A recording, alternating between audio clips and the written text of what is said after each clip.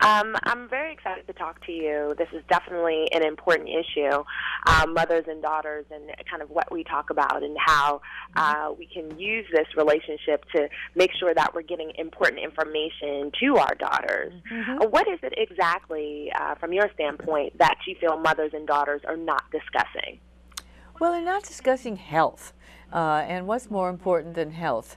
And mothers and daughters both have a vested interest in keeping each other healthy. Starting with, when your daughter is 12 years old, you start talking to her about osteoporosis, about keeping her bones strong, because we put the most bone in the bank by the time we're 18. And you want to have that bone, serving you for the rest of your days. You want to live to 100 and still be walking around. Sure. And midlife daughters should be talking to their older mothers about osteoporosis, because 1 in 2 women after the age of 50 is at risk for a spinal fracture. And a spinal fracture is often invisible, it's often asymptomatic. Millions of women are walking around with these hairline fractures and don't know it. And that puts you at risk for the fall. And the fall means probably breaking a hip, and then that's the ticket to dependence. And that is then going to be, the problem for your midlife daughter, because she's going to have to take care of you.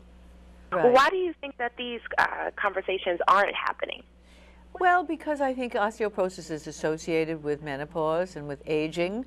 So a younger daughter might think it's sort of icky to talk to mom about that. But, you can get the whole family into it, because guess what? 1 in 4 men is at risk of osteoporosis after the age of 50. So it's not just a woman's thing.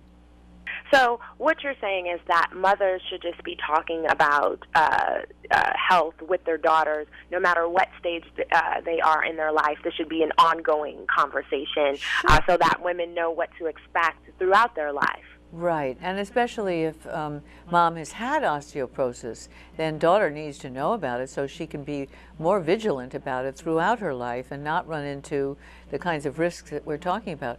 So National Osteoporosis Foundation surveyed women to see if they were talking mother-daughter, and they found out that most mothers and daughters don't consider osteoporosis an important subject to talk about.